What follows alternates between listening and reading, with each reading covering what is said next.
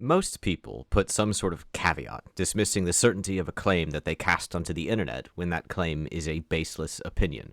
But unfortunately, absolutism is starting to become the norm. As slander and libel go unpunished, rage bait content fuels active hostility in society.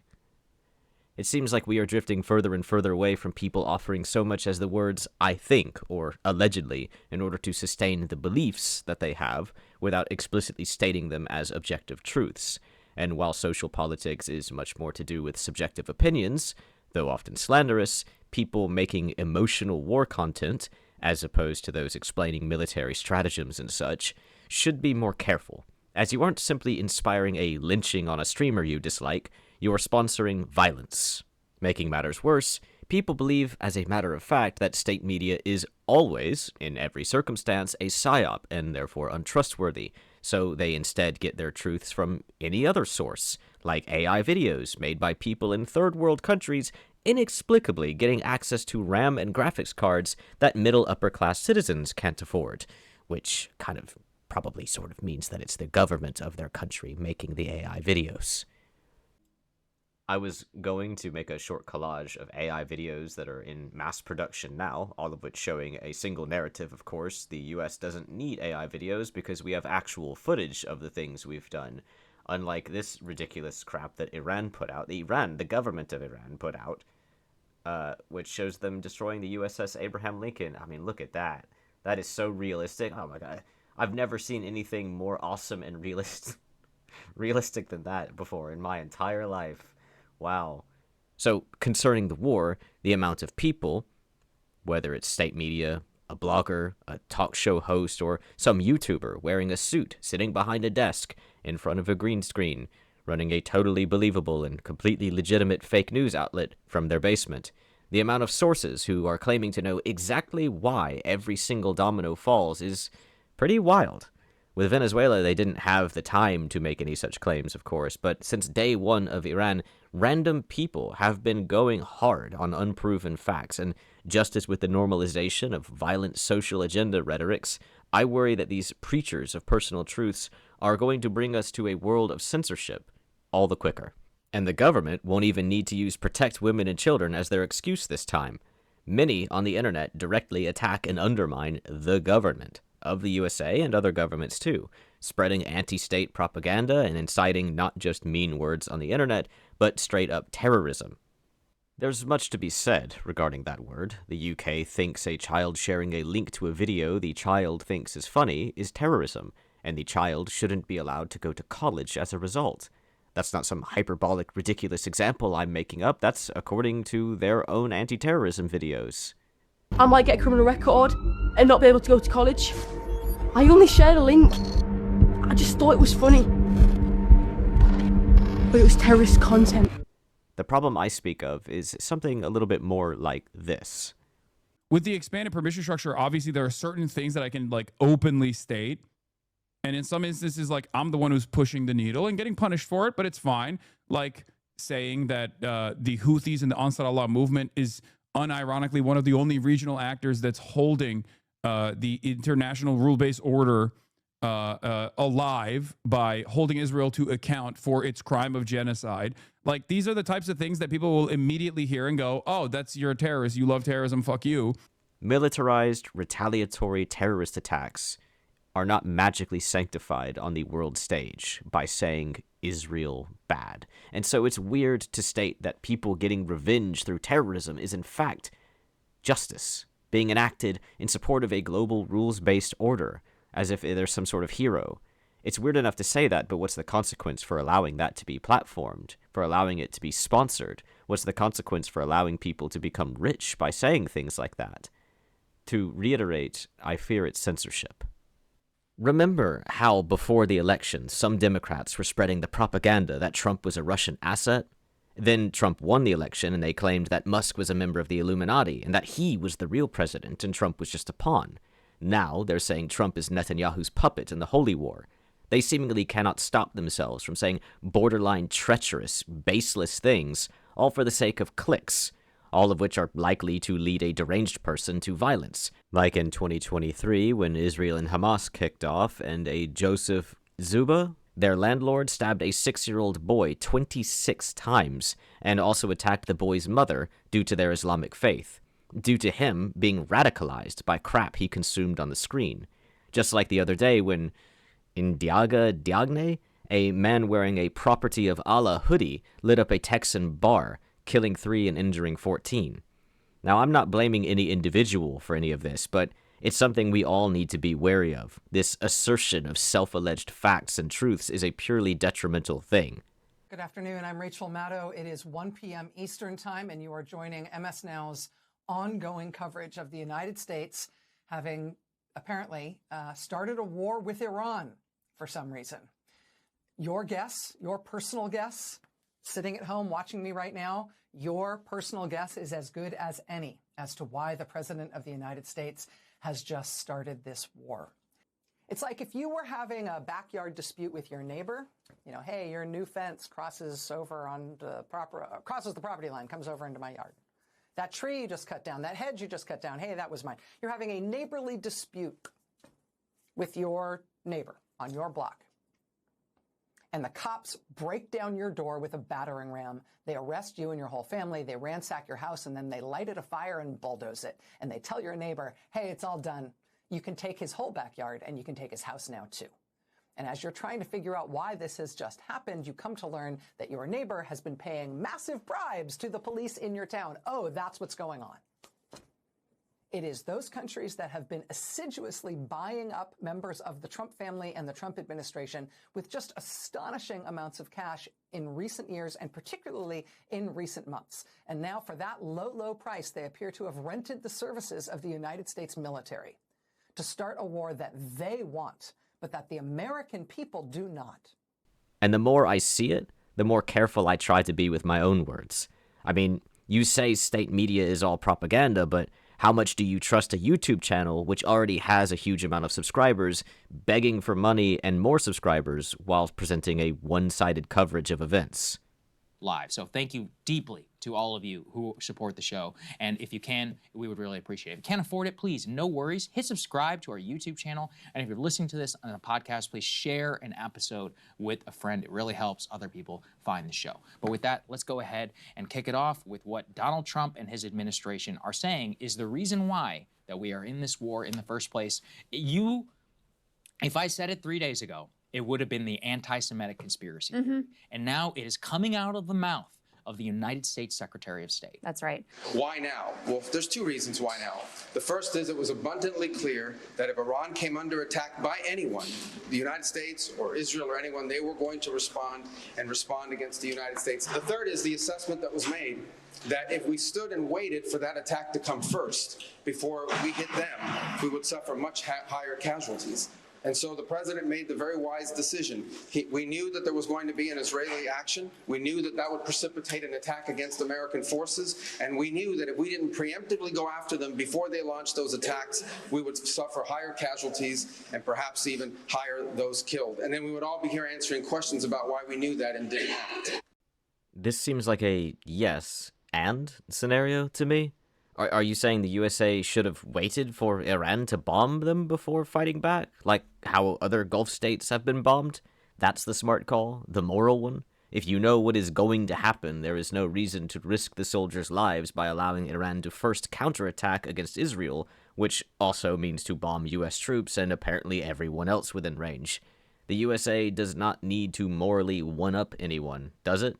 Especially when everyone is so ready to claim the USA is evil, including its own citizens, if it doesn't obey the morality of every other country, whose sense of morality, by the way, is heavily shaped by Hollywood and American social media of all things. There's plenty of more reasonable arguments to make regarding an anti-war stance, but throwing every accusation out there will fail. It only makes you seem desperate, especially when the administration itself is rug-pulling you every time you make an accusation. Rubio admitted it. We're the puppets of Israel. But then a day later, Trump says it was actually his idea, and Israel went along with it. Mr. President, did Israel force your hand to launch these strikes against Iran? Did that pull the United States into this war? No, I might have forced their hand.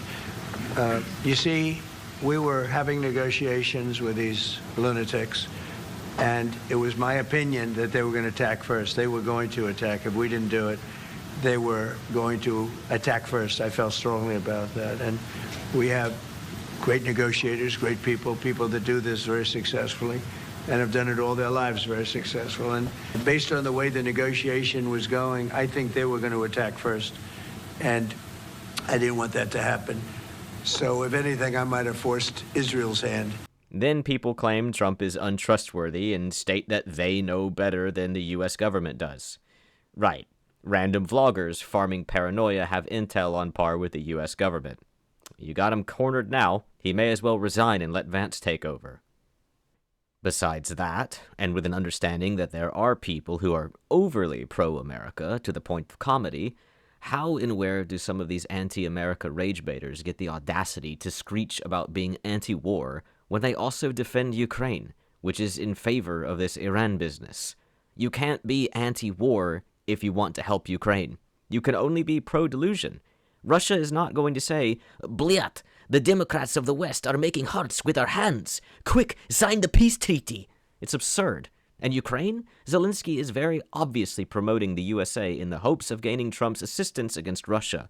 That's how the real world works. It's not simple and clean. Zelensky is selling out Iran for an alliance with the West, all for the sake of his own country, who's fighting a totally different entity. So what happens to the carefully curated holier-than-thou image of those who are both pro-Ukraine and pro-Iran?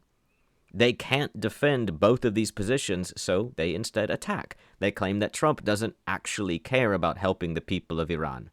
No way. Really? No joke. It's just a positive side effect, a coat of sugar, which helps people swallow the pill. The thing is, those condemning him don't care about Iran either, despite them farming the "oh, poor Iranians" narrative. For that matter, they also don't care about the Ukrainian people.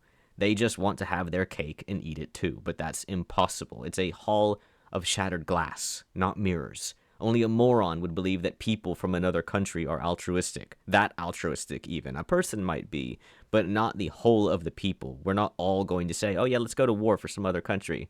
No, it's not going to happen. Now look, I don't blame them for wanting that sweet, sweet YouTube ad revenue, but I do blame them for being a bit too zealous in their accusations. Likewise, I blame the people who treat the news they want to see as perfectly reliable, but insist that the other flow of information is unquestionably corrupted. Anyone using social media, like Reddit or Blue Sky, to learn the truth is someone whose brain is so rotted that they are drinking sewage and insisting it's thrice distilled spring water straight from the mountaintops of Cloud City. As for me, I dislike that Trump ran on no more wars, but not because I believed him. He never had control over that to begin with, and not because he's a puppet of Putin or Netanyahu or whatever other Illuminati scheme you choose to believe. It's because if the USA or their allies were attacked, we would be forced to go to war. The promise of no war was then BS based off of that alone, as were his claims that Kamala would take us to war as well, which is just lazy fear-mongering on his part. The telling of the lie is what I disliked. But I knew it was a lie years ago. I knew it was a lie the second he said it. I also knew that the U.S. would eventually be back in the Middle East, and I knew that whatever leader we did have would promise it definitely 100% super-duper serial honest engine cross my fingers and hope to die would not be like last time, because the concept of a forever war has become this sort of boogeyman for the USA. These are all very obvious things to predict. But so many people are acting like their prediction of this makes them a prophet, and are farming the algorithm using pseudo-psychology of confirmation bias, presenting their preferred truths instead of the truth, which is obviously because they don't know the truth. Now, obviously, there's no problem with predictions, but many people don't represent their views as such. Many instead preach. Many believe this is actual prophecy, biblical stuff. The thing about religious predictions is that they're all based in guarantees in order to ensure that people see the signs, to ensure that people are afraid, to ensure that they are always on their toes, ready to defend their faith, and in some cases, like right now, trying to bring about the biblical prophecy by their own hands. This means these guarantees cannot be particularly complex. The sun will set, the moon will rise, rain will fall, grass will grow, there will be war in the Middle East. Oh my God, it's the end days of the Bible. But this isn't prophetic. It's inevitable, just like the USA waging war in Iran. Why? Whether it's oil or red, white, and blue tinted hues around the Middle East, they're both in service of the USA's future. And unlike civilians, the government actually thinks about the future. It's our luxury to enjoy the day-to-day, and it goes without saying that we civilians do not actively engage in geopolitics in meaningful ways, even if we talk about it. And it also goes without saying that geopolitics still happens, whether we want it or not, whether we engage in it or not. This is something that seems to be bewildering to the anti-war prophets. The political prophets, like children, think the war will spin in perpetuity with no change. The biblical prophets, on the other hand, are the ones that are the pro-war crowd, and they are just as infuriating despite their desire to see the world stop spinning instead of continue. They think they see the signs. They think they're the only ones who do.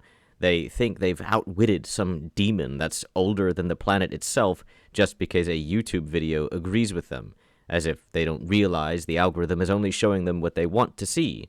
Channels which create hours of egregiously biased content per day to the tune of millions of views. Though how many are view bots is up to the scholars to debate, I do find it hard to believe that so many channels are raking in more views than mainstream media. I mean, you watch one video about how great or awful America is, and every video recommended afterwards will be parroting the same sentiment, along with any adjacent mentality regarding social politics like gender, skin color, welfare, health insurance, patriotism, religion, etc., etc. Watch just one police body cam of a Karen getting her just desserts, and my feed thinks I'm a misogynistic incel. I'm sorry. Do women not enjoy watching Karens get arrested? I thought that was universal. Obviously, my videos would certainly lead you down an anti-Democrat rabbit hole, despite my problem with Democrats being almost entirely their extremist social agendas and its trickle-down politics, but that doesn't mean that I love every bit of Republican ideology. My alignment mostly just means that I prefer simple things, pragmatic things, like how the Republicans aren't giving kids hormones and surgeries just because their mother forced them to watch RuPaul's Drag Race from the moment they were born. This algorithm, this rabbit hole, it's not just on YouTube, of course. Rather, it would seem that YouTube is a much higher time investment than sites like TikTok, which sort of explains why younger people and girls end up being more radicalized. But when channels pump out hours of videos daily which deny proven facts or likely realities, and they get millions of views, it offers us a remarkable display of gullibility while simultaneously exposing just how tantalizing it is to be a lying bitch. But the reality that not even the lying bitches would be stupid enough to deny is that resources are finite and will eventually run dry. Land, too, will be used up. Even if not for politics or religion, heads will butt and horns will clash. Call it what you want, but it's inevitable. You don't need some prophet to tell you this. Everyone knows war is a matter of time, and this scuffle in Iran, by any rational calculation, isn't so much a war as it is a setup for one that may not even come in our lifetime. It may be 4 generations from now before the big one, but it will happen. And if Iran had been ignored right now, then when it happens in the future, they would be our enemies, and maybe they would have nukes. The world keeps moving forward, like it or not. We have so many people talking about how Iran was not a threat. Some saying they were never a threat. Some saying they were never going to be a threat. That 9/11 was an inside job. That America's the bad people. That we're just the puppets of foreign nations. They're saying they have omniscience, really. They're saying they know better than everyone. They know better than the CIA. Well, who's to question some YouTuber, then? Well, I won't tell you what the truth is, because I don't know. But I'll tell you what I know and believe. I know that the natives of many lands, such as the one now called the United States of America, they never expected the Europeans to roll up and take their country through every means available. I know that I'm not interested in seeing another country do the same to the USA. And unlike some, I can hypothesize the USA being invaded, even if not in my lifetime. I said before, war is inevitable in Iran. War in any country, in every country, is eventually inevitable, as humans will overpopulate and overconsume. Preventative measures are the best course of action, then, and putting aside the significant objectives of oil, destroying a hidey hole for terrorist cells, building a friendly relationship, testing who of your existing allies will commit to your actions, establishing some control over shipping lanes in the Middle East, pressuring foreign superpowers. Putting all of those objectives aside, I'm not going to spend 1 second believing a religious sect who hates my existence when they promise not to build nukes. Nor will I spend 1 second believing any news outlet, be it state or independent, telling me that Iran will have nukes and ICBMs when we learn to fly and time travel, as if foreign powers would never smuggle them into Iran to use Iran as some sort of proxy war. Even Trump's Secretary of State, Marco Rubio, has recently admitted that, admitting that the threat is only that maybe, quote, one day Iran might have that kind of capability. One day. Just like you or I might one day learn to fly or to time travel. Nor will I spend 1 second believing a YouTuber telling me they've seen the signs and they know the reasons, be it corruption, incompetence, the Illuminati, or of religious dominion. See, it's easy to believe in the mystical. It's easy to see the signs. I prefer to believe what people say, whether that's death to America or something more pleasant. The Prince of Iran, Reza Pahlavi, You sure about that? has just asked the people of Iran to allow him to effectively act as a stopgap measure to segue their country into a democracy. He's asked the surrounding nations to help him and Iran, not out of charity, but as an investment for the future. The Iranian people have called on me to lead the transition after the regime is gone. I have accepted that responsibility. Part of their great mandate to me is to return our nation and our foreign relations to normalcy. I will do exactly that. My commitment is to ensure the transition is orderly, the country is stabilized, and Iranians determine their future through the ballot box. We will not repeat the mistakes of past transitions. We will avoid de-Baathification scenarios and maintain as many bureaucrats and public servants in transition as possible. Iranians have made their choice at an enormous price. Now I ask our friends in the Arab world to join us, to prepare to recognize and engage our transitional government. We will rebuild our nation not for expansion, but to serve the Iranian people. We will base our diplomatic relations not on exportation of ideology, but on mutual respect and shared interest.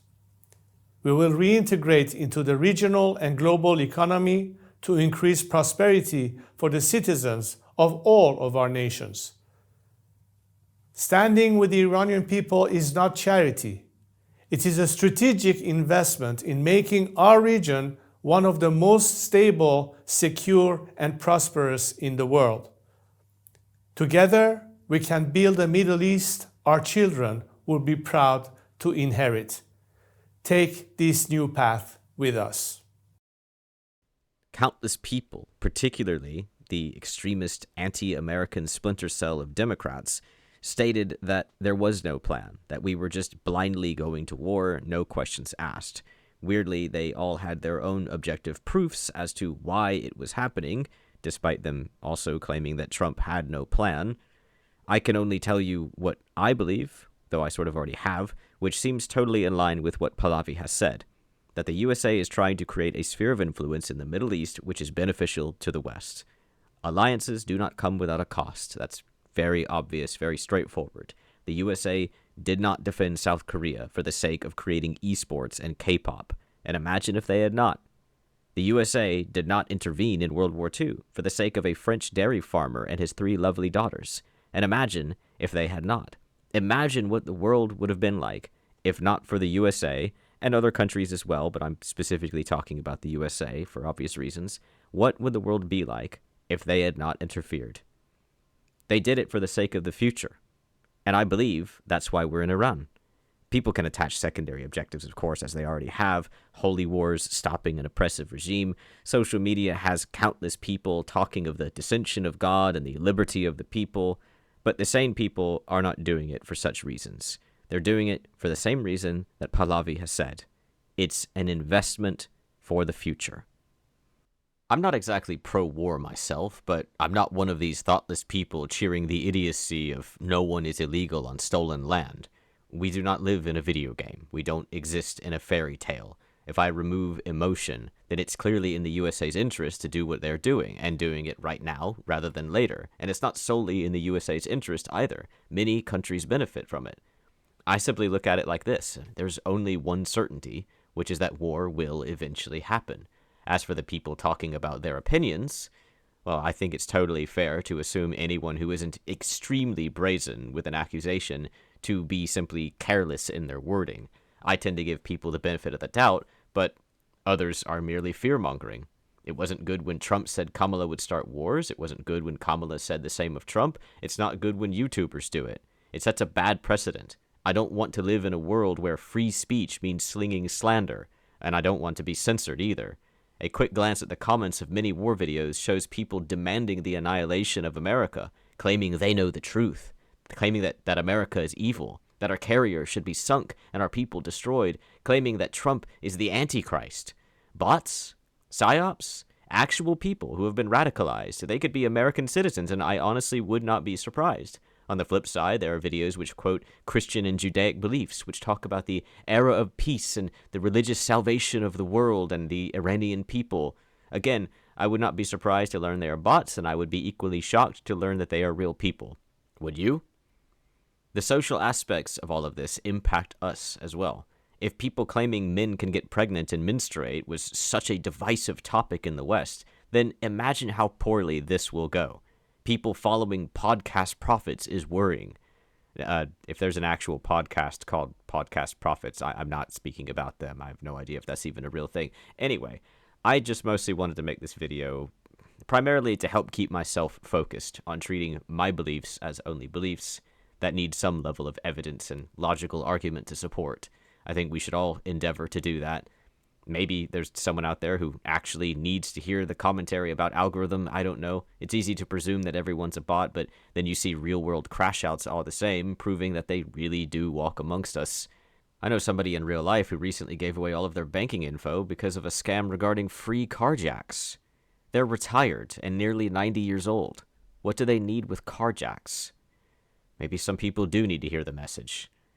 Anyway, thanks for watching, and if you enjoyed, please do the YouTube things.